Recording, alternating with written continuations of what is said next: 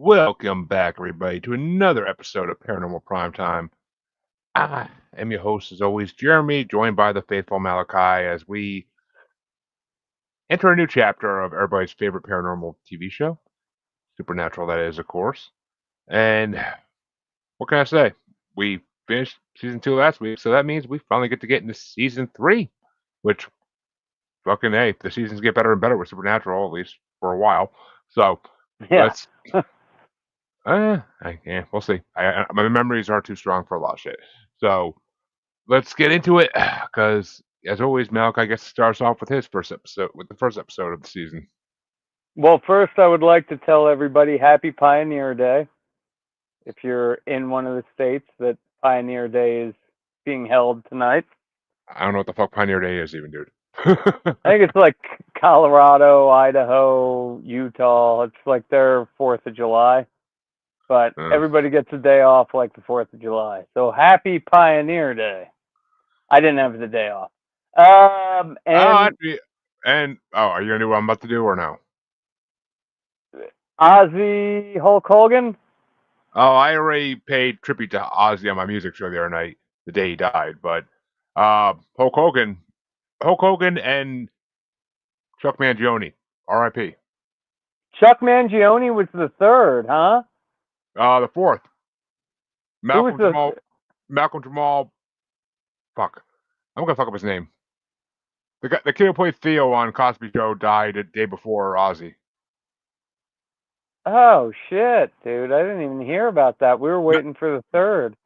So no, fucking Chuck Mangione died right before the King of the Hill reboot. yeah, I know, right? Fuck. I I have a feeling he recorded some lines. I have a feeling, but I mean, it's already made. It's releasing soon, so I'm pretty sure if he's in it still, they recorded with him already before he died. So Hopefully. Shout I out mean, Chuck.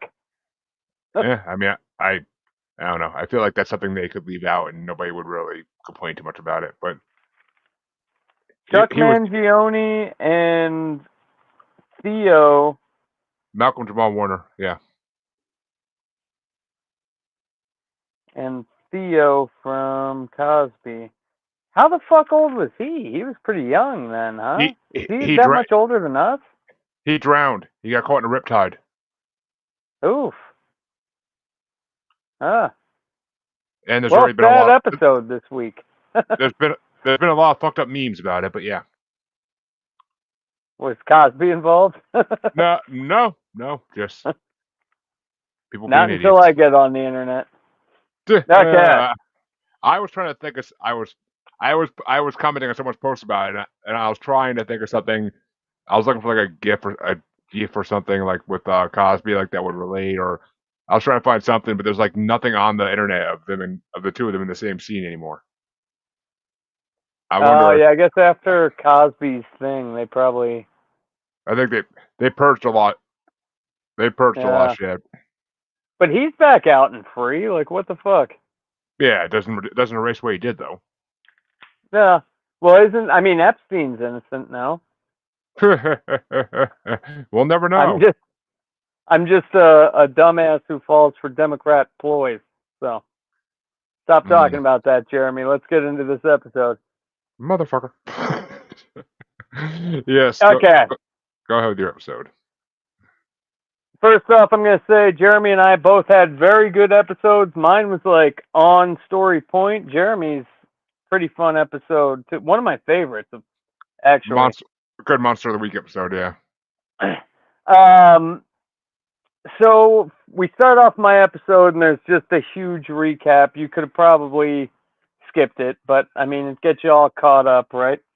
2 seasons go by on this recap, and then it just jumps to this dude who's like leaving his house at night, throwing the trash out, and he looks at his neighbor's car and his car, and he's like, what the fuck am I doing wrong with life? He's got this shit car or whatever. And then all of a sudden we hear that or see this huge Harry Potter fucking smoke cloud action happening. And one of these fucking smoke snakes dissipates right in this dude's mouth. and then we sort of fade into a scene of like hundreds or thousands of these Harry Potter smoke snakes fucking going into a city. Then we jump to 1 week later, and Sam's You researching. Huh? you didn't say who wrote and directed it. I did not. I actually didn't fucking look it up. So fill us in. It was written by Eric Kripke and Emily McLaughlin and directed by Kim Manners. This one was. So these are all pretty common names. I know Eric Kripke and Kim Manners are in quite a few of them. But yeah, no, this is a good episode. So after the whole fucking Harry Potter smoke demon disapparition shit, we go a week into the future, and Sam's like researching demonology in his little book there, and then he looks up and he sees Dean pulling quote unquote pulling the electric on a couple of prostitutes, which I don't remember what there was two of them, right? They're the Doublemint twins or something like that. But Bobby calls and tells them that they got to come check this shit out. So Sam goes in to get Dean as he's with the Doublemint twins, and all we hear from Sam is, "Oh God." And then we cut to Dean fucking jumping the Impala, happy as fuck. Sam saying, "Can I borrow your knife? I got to cut my eyeballs out." And then they're saying, "Why'd Bobby want us here?" Well, there's bad crops and a cicada swarm, which actually is a brood. And I did look it up because I did a fucking TikTok on it last year. It's actually the same fucking brood that happened last year so last year we had the 17-year brood and the 13-year brood hit, and it fucking like seemed like some sort of demonic omen, but this shit happens every once in a while. So that cicada brood is actually fucking the Kansas brood 4. So that would, I mean, there's no demons, people. It's just, it was a 17-year brood. And then it happened again in the last year in 2024, except last year was when the 17-year brood and the 13-year brood fucking came together at once, which only happens like once every 110 years. I'm getting off topic. But they break into this farmhouse and they hear what I would have thought sounded like porno, but it looked like more of it was a screaming lady on some like 1950s family television show. And they find this fucking husband, the mom, and the son just like shriveled up on a fucking couch watching this TV show. And then they go around, they hear something, they go outside, and Dean gets beat up by this English black couple. And Bobby recognizes who they are. So we've got Isaac and Tamara entering the scene right now. So they're back at their. Who played Isaac? Because I feel like I've seen him in a lot of shit. I do feel like I've seen him, but I think I don't know. I just re-uploaded it like a street interview I did, and all I can see is one of the guys' face from that. I cannot. Oh, he plays Bortus in the Orville. I've never seen that. Oh, dude, you should. It's hilarious. It's amazing. But needs to come back. But yeah, he's in complete makeup in the show, so he can't tell it's him. But I recognize his voice. That's what it was. Oh, in the other show, he's in complete makeup. Okay. Yeah, he's in complete. Yeah, and oh yeah, and he's been on Shameless and shit. Oh yeah, he was on Shameless as the police officer father of the girl Carl was dating. I never saw Shameless either. Dude, you disappoint me. I don't watch a lot of TV shows. It's hard enough watching these reruns, dude. And then like Home Improvement is my next go-to. Coming back. Okay. Home Improvements? What were you saying? Home Hulu, Improvements coming back? Hulu's bringing it back too. Home Improvement? Yep. All All the I just saw an announcement online the other day. Tim Allen's been talking about it for a while. Mark is my age. Like Randy and Oh yeah, fucking Zach yeah. would be about to die. No, it's no. They're not about to die. They're fucking. They're in their 40s. It's gonna be. No, I'm It's in gonna. my 40s. They're like pushing 50, dude. Come on now. It's gonna be like they did with Roseanne and with Full House. Like it's them grown up with kids of their own and So shit, probably. they're gonna kick Tim Taylor out of the fucking TV show for political beliefs or some angry tweet he makes, huh? I doubt it, but we'll see. I loved the Connors until they did that shit. Okay, back to the show here. Jeremy keeps pulling us off topic. Totally not my fault. So we're at Yeah. Isaac and Tamara's house, and they have is that their house or are they just there? Because they set up a full apothecary shop. Like they got everything, dude. Just like It a it room bigger than my garage full of crazy shit. my theory. I mean, I have a theory about it. I'm not sure exactly, but it's. I thought it was the house of the people that were dead. I thought they just took over the house once they got the people out. No, that was single story, and then they went into Uh, that double story house, and like they're in a room as big as this 2-car garage I'm in, and it's just like it kind of looks like the room from The Conjuring where Annabelle's kept, where there's just like all this crazy shit throughout this whole huge ass room. And I, I mean, my theory was it was just like a house that hunters know about that they could stay at. okay, well this house is fucking hooked up, right? Because they start talking about. Let me get back to this thing here. Palo Santa, and then Sam asks about it, and I guess I had this. some at one point. Did you? Yeah, the Reiki master I was working with, I told you about when we were doing Global Strangeness. She sent me some for us to burn in the house. Oh, so you burnt it?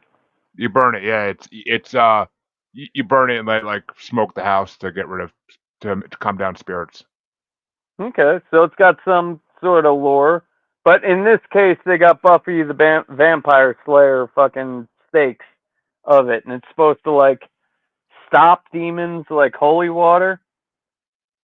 So they're bullshitting in this big ass apothecary, and Sam asks how they got started as a couple hunting, and that was not a good move. Whole fucking vibe in the house dies down right there.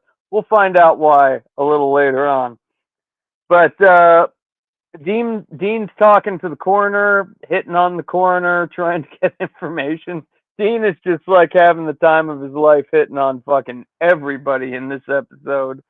And he finds out that the family we saw in the other house that was in front of the TV, they just sat there until they died of dehydration, even though there was a fully stocked fucking fridge and they had running water and everything else. So it's like, and we'll have to talk about that at the end. Like, I don't know which one of these 7, which I should bring up the title of this is the Magnificent 7, but I don't know which one of the 7 would have I do.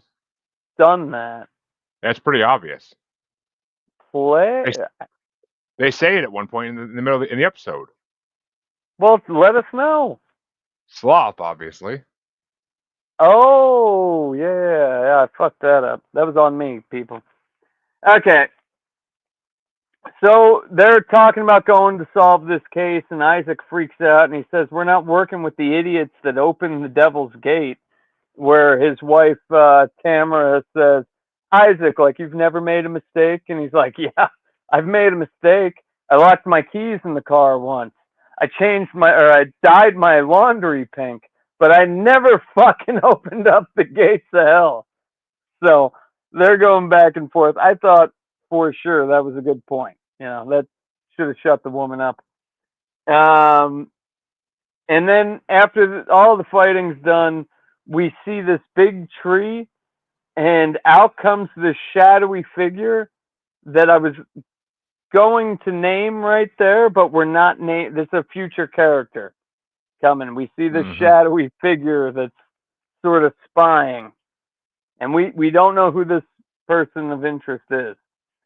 So then we cut to the dude from the beginning that was taking the trash out, and he walks into this department store, and he like touches this girl who's like looking at these shoes, and he says to her, "Those are nice shoes," or whatever, right?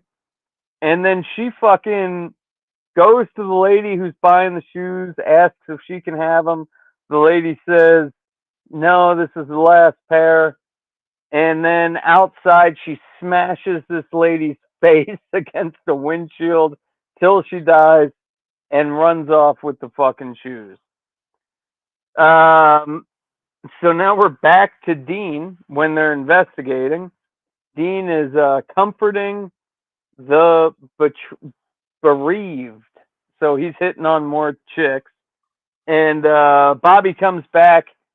He went and posed as the district attorney, and he tried throwing holy water and everything on this lady and didn't find anything. It's just like this lady really wanted these shoes.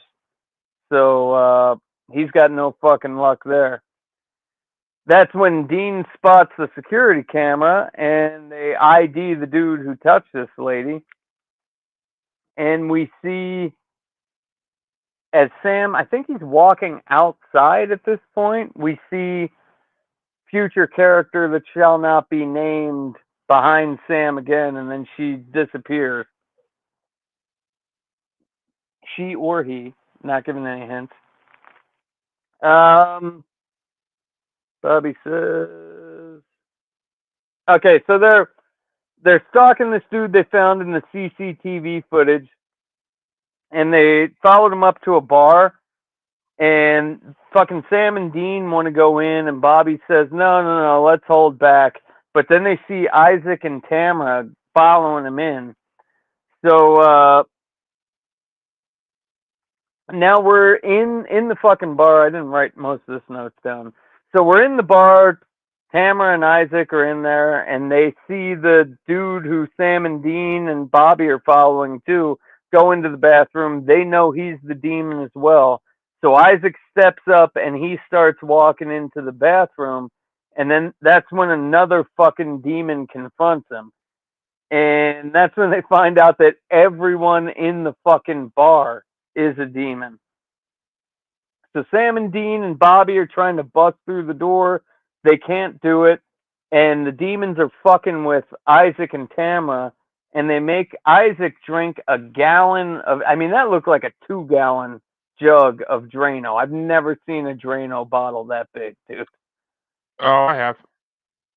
He downs the whole fucking thing. Yeah, that's actually one of the most brutal scenes in all Supernatural. Like It, that's just it was, brutal. yeah, it was pretty crazy. He starts puking up blood and shit, and then just falls on the floor, and they're like taunting her about what they're gonna do to her. And then the three boys, they crash Bobby's car through the fucking front door. They grab Tamara and they throw another demon into the trunk, and there's Devil Trap up there. They got him kidnapped, and they drive out. So this is when Bobby finds out that the demons aren't just demons. These are the 7 deadly sins, which they do not do a lot of explaining on how that happened. Right? Thousands of demons are released. Like, how do we know these are the 7 deadly sins? Because that's how because he figures it out because he figures out that Envy was the shoe killing lady, and that Sloth was the one who killed the people in the house. Okay. So he's still throwing darts in the dark here, but he apparently was right. So this is when Dean makes a "What's in the box" reference, which I thought. I mean, That's I what love I Seven. haven't finally seen that movie like a year ago for the first time. I finally got that reference. I was like, that's hilarious. Really? I never knew what it was. I never knew what if I knew what it was about. I would have watched it a long fucking time ago. But You can't talk shit about me not watching an entire series. Then, if you haven't seen Seven, come on now. I always watch a lot more TV than movies. See, I'm the opposite. Um, so after Dean makes that reference, Bobby has to tune up Tamara. I mean, he's going to town on her, telling her to shut up. Yada, none of that happens. But Bobby does give her a stern talking to, and they're talking to the demon, and they're like, "What do you want?" And the demon's like, "We have what we want. We're finally fucking out." He does the whole "We are Legion" shit from the Bible, and yada yada yada. And then he starts going over them, and he only really hits on Dean and Tamara, but he talks about how they're falling for the same sins as the seven are. That I don't know what is fucking Dean's like lust and whatever, yada yada yada.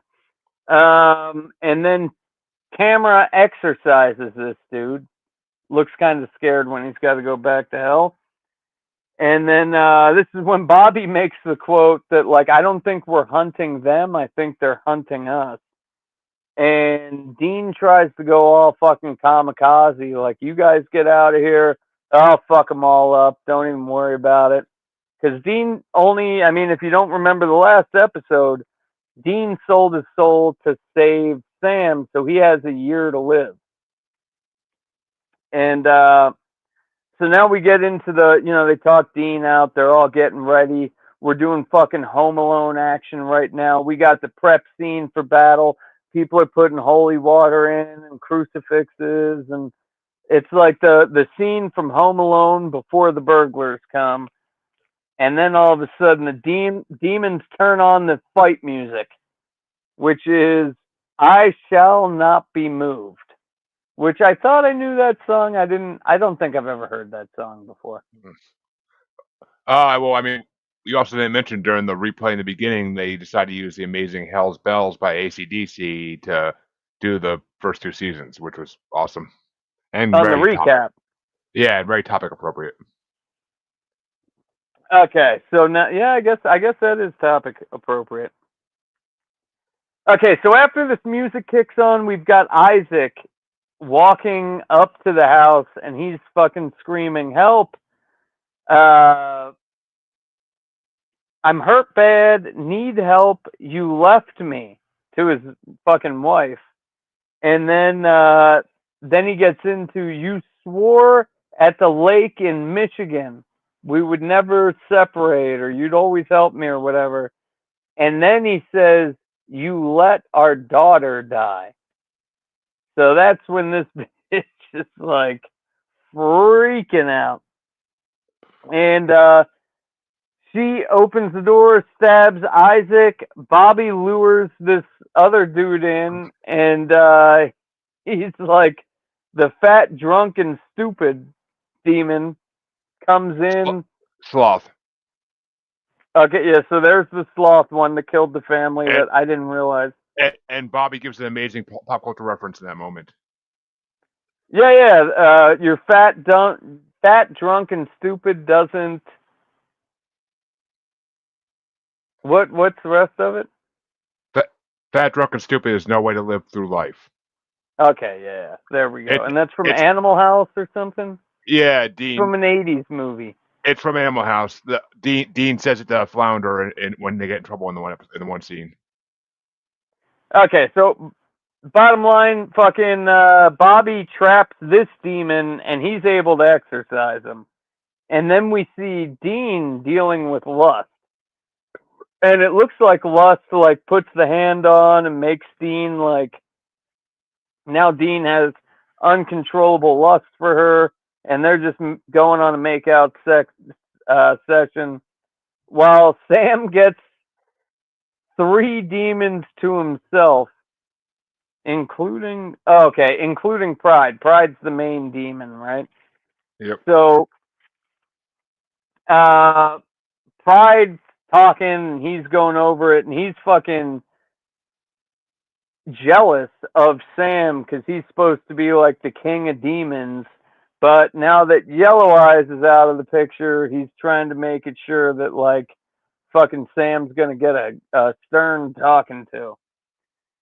So we cut back to Dean, and he just grabs Lust by the face and puts her in a bathtub with a crucifix.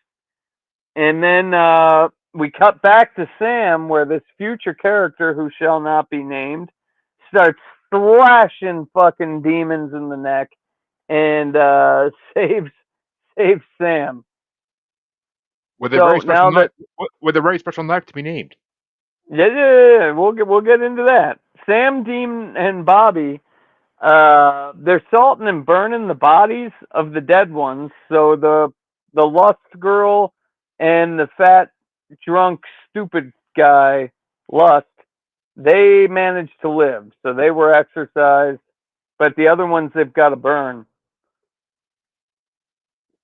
And then Sam wonders about that knife Jeremy was talking about, like a knife that can kill demons. It's hard to forget like the knife that can kill demons. I know we're only supposed to know about the gun that can kill demons, but you know later on where it's just like fist fighting demons and shit. Uh, and then Dean, the only thing Dean's wondering about is how a girl could fight better than Sam. So if that's when I think it's Sam that asks if we just defeated the seven deadly sins. Or no, it's Bobby. If we just defeated the seven deadly sins, what the fuck else did we let loose? Right? That would be my first question. Those It are the was Dean. first ones you stumble across. It was Dean who said that. But yeah, Okay. So then we get Tamara and Bobby are leaving, and Sam asks to go to Louisiana with Dean, and Dean says it's a little early for Mardi Gras. And this is when they start fighting. Not, I mean, I don't even think it registers on the gay meter. no. But you know, Sam's like, "How did you feel when Dad traded his soul for you? Like, how do you think I feel?" And Dean's like, "Well, I'm fine with it." And then you know he goes on to say, "Hey, I only have a year. Let's just fucking kill shit and let me have as much fun as I can. And I've done enough for this family. Like, I want to see the light at the end of the tunnel." And Sam says, "That's hellfire." And he's, "Yeah, whatever." He's got a year to burn. So Dean actually does seem happier now than he does throughout any other season. Yeah, this is kind of Dean's season of fun, but Yeah. So but the only trivia I have is on that wiki, supernatural wiki, they said this is the first time that three main characters are together, referring to the person who shall not be named. But I would disagree because I think Bobby is a fucking main character, right? no, he's really not. He's not. He's not in the majority of episodes. Only when they're I doing think something. I want to look it up because I think he's in a lot more fucking episodes than Who Shall Not Be Named. But also, like even if he's not in an episode, they reference him constantly. Yeah, I mean he's kind of a main character, but I don't think he ever wanted to be. I don't think the real Jim Beaver ever wanted to be put as a main character. So Hell, he's the director, writer of the show. You know what I'm saying? Like, yeah, I well, think he's the main character. But the only other thing I have is that 1589. So they reference this, the Peter Binsfeld's Classificat of Demons. Kind of got the seven demons wrong, I guess, like biblically. They said pride is Lucifer, greed is Mammon, lust is Asmodeus, envy is Leviathan, gluttony is Beelzebub, Wrath is Satan and sloth is Belphegor. Yep. So, if you Classic. study the Talmudic oral traditions of the Talmudic rabbis, let me know. Or if you just listen to heavy metal, know all this by heart anyway. But yeah, a lot of bands mention this stuff in songs. But uh, What do you oh, rate it? oh yeah, I was gonna say I mm, tough one. I would honestly give it a 4.5, easy. I'm giving it a 4.8 because it kicks off like Man, the good story. there. I am being I'm being very careful with what I rate things because there's certain episodes that come up eventually that are gonna be blowing everything else out of the water. So I Yeah. gotta hold my tongue for a while. But uh, well, folks, the second episode of this season is called "Kids Are All Right." A nice little reference there. But and it's written by Sarah Gamble and directed by Phil Segretia. And basically, it starts off with a woman named Dana Keel stepping inside the door of her house, and her ex-husband Richard pulls in the driveway with their daughter Katie, who runs out of the car into her mother's arms, completely frightened. He explains that she begged him to bring her back, and when she asks the kid why she wanted to come back, didn't want to stay with her dad, she says that there are monsters in his house who are scaring her. Later that night, he's doing some woodwork in his garage, building his daughter a rocking horse. And he looks at the clock, which reads 12:55 a.m. He decides to be done for the night. As he's walking in the door, there's something running around the car in the garage that we can see. He shuts off the light, and a power saw flips on. He goes over to the power saw, turns it off, and once again, he goes to turn off the light, and the blade starts running again. He walks back over, and as he turns around, something attacks him from behind the car, making him fall on the blade, flat on his back, and we see him struggling to get up as blood gushes out of his mouth, and he dies on the table. Which I have a And question about at the end.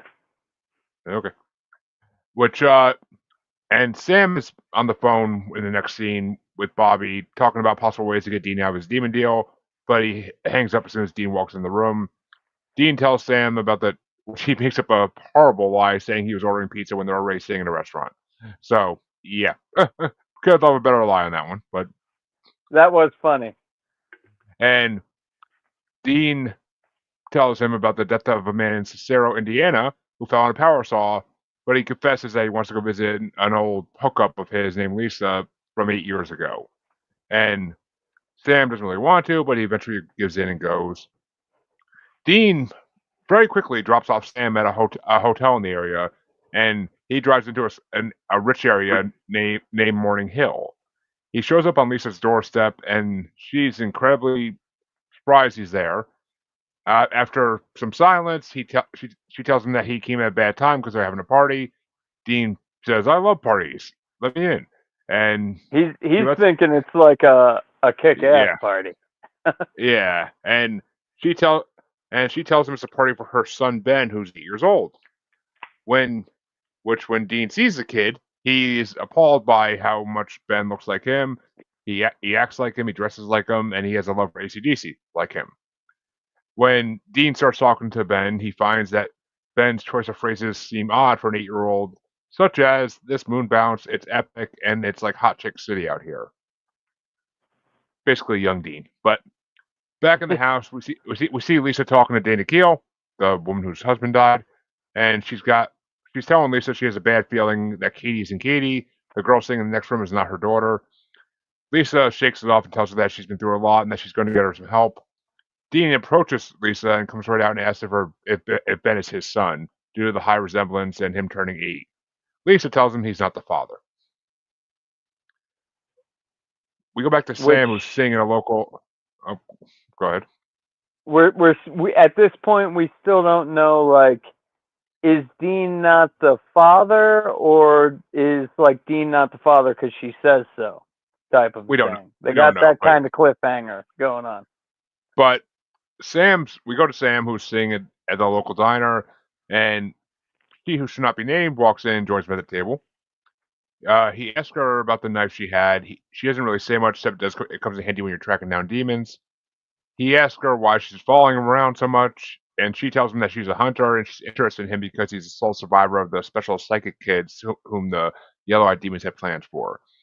She thinks there still is plans out there for Sam, especially after what the yellow-eyed demon did to Mary and her friends, which leaves Sam very puzzled. She sees that Sam is trying to catch up and that he's just staring blankly.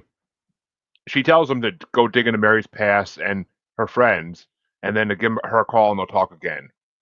As soon as she walks out of the diner, Dean calls Sam and informs him that there's a job in this town. Apparently, there were 4 other accidents prior to the guy with the saw that went unreported, and that there's something going on in the community, but the residents can't escape. We flip back to Dana, seeing her wake up on a nap on the couch, and to find Katie sitting next to her watching her sleep. Katie gives Dana a hug, and Dana notices in the mirror that Katie's skin is old, wrinkly, and gray. We see Sam go back to another previous victim's house to try to dig up any clues. He sees 2 small splatters of what appears to be blood in the windowsill of one of the houses. He also notices a strange red mark on the back of the woman's neck. Her daughter stares out the window at both of them very creepily. We go back to seeing Dana give Katie her food later in the night and heads up to the bathroom to inspect something in her neck. She locks herself in, but Katie comes up and is banging on the door in a very horror movie way, screaming for her to be let in. Dana starts freaking out, telling her daughter to hang on, and just at that moment the doorbell happens to ring and Katie goes down to answer it. At the same time, we see Dean going to a park in the neighborhood where he finds Ben sitting on a bench, all sad. Dean goes up to him and asks him what's wrong. He tells him a bully stole his Game Boy and won't give it back. Dean says he'll go get it, but Ben objects, saying only bitches send a grown up over, and I'm not a bitch.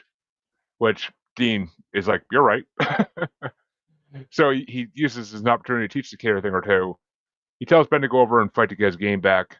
Ben walks over and gives that kid a kick right in the fucking nuts and gets his Game Boy back. But his mother sees it, and Lisa is very pissed when she sees what happened and tells Dean to leave the 2 of them alone and walks off with Ben. But Ben runs back to give Dean a hug before they leave. Cutest hug. Yep. Back at Dana's house, her and Katie go and get in the car to get some ice cream. And looking in the rearview mirror, Dana doesn't see Katie but sees the face of a monster. She knows the girl is not her daughter, so she drives the car into a nearby lake, gets out, and lets the car sink to the bottom with Katie inside. Such a Casey Anthony thing to do. And what? One. I got 2 things here on this part, but first, when fucking Ben gives him the hug, the lady says, "We hooked up for a weekend 9 years ago." So how old is Dean's? Like 24, right? So he would have been like 15 when he hooked up with this girl. No, is this girl older? Like, how did she? He's not 24. There's no way in hell. How in the old show, is even he? When? I mean, we're gonna have to do some research on this. Like, did this bitch own the same? Dean Winchester was born in 1979, January 24th, 1979. Okay, so 2007. That would have been 27. So he's 28. 9 years. He would have been 19. Which is so legal. That means this girl, which legal, she apparently owned the same house because he drove his happy ass back to the same town in the same house as this bitch clearly owns. Well, no, this is a new development, so I doubt that. But I think it's just he looked her up to find out where she lived. So she's on like MySpace or something. No, he probably just looked up in the fucking phone book, dude. This is like 2007. There's still phone books. You could go to yellowpages.com and look people up. Okay. And then the second part I was going to say with your Casey Anthony thing, girls, if you think your daughter is possessed, just leave. You don't have to drown her in your car, dude. Just leave. And here's the reason why you don't want to do it anyway. Because Dana gets back to the house and she finds Katie sitting in the kitchen dripping wet. That's why you don't want to do it anyway, because if they're monsters, they're going to come back. But we see Dean go back to the hotel telling Sam something's wrong with the kids in this town. Sam tells him that there's a changeling in every victim's home, which we covered changelings on Global Strangers at one point, and Hell yeah, Irish changelings. culture, dude. That's why this is one of my favorite episodes. Changelings are actually in a lot of cultures. There are a lot of different European cultures throughout the medieval ages, but that's why you never left your baby unattended back then. But and they're also in a very good Christmas movie. A very good Christmas horror movie has no. It's the one that has like 4 different stories with the black couple. Yeah, I love that I was one, gonna say, dude. Christmas. I'm on my phone. I could look up my voodoo. I'll have it next episode. That's a great Christmas movie. A Christmas Horror Story. No. Christmas horror. A Christmas Horror Story is the one with Krampus, right? Like. No, that's called Krampus. No. A Christmas. Krampus is. That's the overall theme. Yeah, but it's the movie where William Shatner plays a DJ, a radio DJ throughout the whole movie. He's kind of like he ties it all together. But that's it. But yeah, that's what it is. No. I think that one's actually called Creatures. Look up maybe. Creatures. I know. Look up Creatures because I think the Changeling one is Creatures. I don't know. There's a lot of movies called Creatures, dude. But, okay. But Christmas Horror Story does have a part of it with changelings in it as well. But I think you might be right. I might because there's a whole scene where they go to the middle of the woods where they find the changelings and get their kid back. So yeah. Spoilers. And there's the old man. Yeah, and William Shatner's radio co-host goes crazy and kills everybody in the mall because he thinks they're zombies. Zombie elves. Yeah. That's an awesome movie. It is. But for those who don't know, changelings can mimic children. The typical lore was that they would sneak into houses and take the place of children, and they would keep the children underground, and they would feed off the mothers. That's what they wanted. They wanted to feed off the mothers in the house, and they would kill anybody who got in the way of that. And but they're supposed to always leave a blood stain near the windowsill too. But was it Hole or Changeling? There was a movie that came out in like 2018 or 20, but that one was pretty good too. I think it might just be called Hole. There's a movie called Changeling, came out in 2008, but I don't know if that's what you're talking about. No, I think the other one's called Hole. No, okay, no, that movie in 2008 had Angelina Jolie as a star of it, but anyway, they take the kids and feed the mom, blah blah, and that's why the mothers have red scars on the back of their necks. Usually, they'll feed on the mother for 3 weeks before the mother dies, and then they take the real kids and, like I said, keep them underground so that they don't get caught. And the only way to kill one is by torching them. Which Dean wastes no time at all. He makes a stop back at Lisa's house, and after having a bad feeling, and discovers that Ben has been taken by a changeling, and then he notices the red stains in the windowsill as well. Ben tells his mom to make Dean go away, and she listens, telling Dean, "You heard him." But Dean gets back in the car to tell Sam what he found out, and it says the stains aren't blood, but that he knows where they'll probably find the missing children. They go over to the one vacant home in this whole neighborhood, and they realize the red stains were smudges of red dirt from the construction site. They find all the kids trapped in cages in the basement of the house, and they encounter the mother changeling taking on the form of an adult woman who is the realtor in the neighborhood that we met in the beginning of the episode. Dean gets most of the kids out with the help of Ben through the basement window. After a while, the mother changeling comes back and fights Sam and Dean. They manage to get all the kids out of the house, and after getting their asses kicked for a little while, they finally torch the mother to shreds. And it causes all the changeling children to dissipate into thin air when that happens. So you kill it's like a vampire type thing. You kill the host and all the victims die or just get healed. But Ben stepped up like Dean would have. He was like offering his fucking coat and all this shit. Yep. So Dean's still wondering. So Dean returns Ben to Lisa, who's of course very happy her son's okay. He tells her about the changelings. he says, "Do you really want to know?" And she obviously did. So he tells her about the changeling. She doesn't really believe him, but she has no really choice but to believe him. And he looks at Ben listening to his music with his headphones on again, and he says, he asks Lisa, he's like, "Are you sure he's not my son?" And she tells Dean that she had a blood test done when Ben was a baby, and he's off the hook. Dean looks a little disappointed because he's got a year left to live, and what's he going to leave behind? But he also, as much as he realizes that Ben is an awesome kid, it's not his life, and he's willing to accept that. Sam, at the end of the episode, we see Sam call over Hugh should not be named, and he tells her that he found out all about his mom's friends and family that were systematically killed off one at a time. She tells Sam that's the work of the yellow-eyed demon covering his tracks. Sam demands that she says who she is, which she keeps refusing.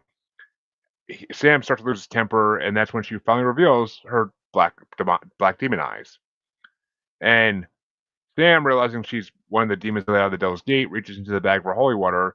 She begs him not to, and that he shouldn't be so quick to pull the gun on her. She says she's there to help him, that she doesn't know why the yellow-eyed demon killed all of Mary's friends, but she does know that it has something to do with what the yellow-eyed demon did to him when he was a baby, and that she wants to help him find out what that is. She tells him that if he allows her to help him, there's something in it for him. She can help him save Dean from his deal with the demon. And that's when the episode ends, right there. Okay, I got two things when you're done. Nice little cliffhanger. And they also did mention banshees in this episode too. I will say that they mentioned banshees. We don't get to deal with any, but they mentioned banshees, and that's basically. I mean, oh, and yeah, that's what the reference to that title name is. It's a song by the Who. The Kids Are All Right, which also created a better song by The Offspring called "The Kids Aren't All Right." Okay, so. And I'm sure Scott with his California ways will agree with me with that one. Fuck the Offspring. They wouldn't let people in unless they got the jibba jab. So, I think Supernatural might have started the culture war. For what? Because when Sam finds out that she who shall not be named is a demon, she says, "What, Sam? Are you racist against demons? If we can't be racist against demons, my friend, if we can't be racist against demons, now, come on, that's retarded." But the big thing at the start of this episode, right, we got the girl, she comes home to her mom, and the dad drove her home. And I mean, we don't know. It's a weird looking little girl, but like she's not putting up any signs or anything. But she's at her fucking mom's house. And then the dad goes home and he dies. Yep. The little girl is at her mom's house. Who the fuck killed the dad? Another changeling.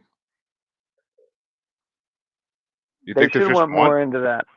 Well, I know there's multiple, but like, why did they kill the dad? To get him out of the way so he doesn't suspect anything, so that they can feed off the mothers. Okay, that makes sense. That was my final gripe. They say in the episode that they'll kill anything gets in the way of the mother, fathers, babysitters, etc. So. Okay, that holds sway. What would you rate The Kids Are All Right? Changeling I like for the Irish heritage, and I really fucking loved the Dean's son thing. I'm giving that one a 4.8 too, dude. Like, double bangers right off the get go. I would easily give it a 4.3. I mean, I don't think it's as good. I don't think it's as good as The Magnificent Seven, but it's definitely entertaining, and I'm pretty sure we're going to see some of the. I'm pretty sure this isn't Ben and Lisa's only appearance in the show. I'm pretty sure. I'm not positive, but we'll see. Might not be. I forget if they come back or not, honestly. But well, folks, there you have it. 2 episodes done as always, and you got a little taste of season 3 so far, and that means that next week we will have 2 more episodes getting into season 3 or more, and we have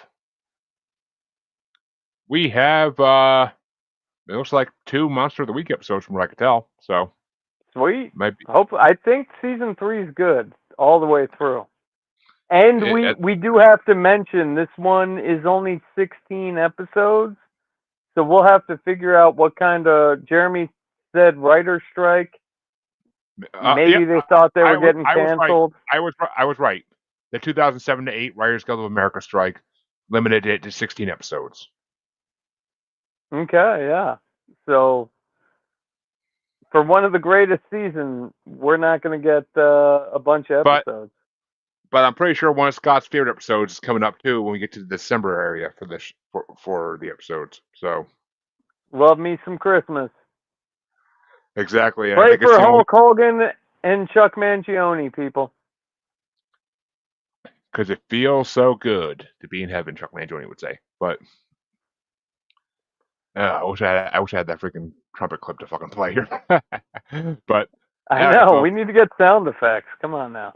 I ain't that professional at this shit. But we'll see you next week, folks. Have a good week. Take it easy, everybody.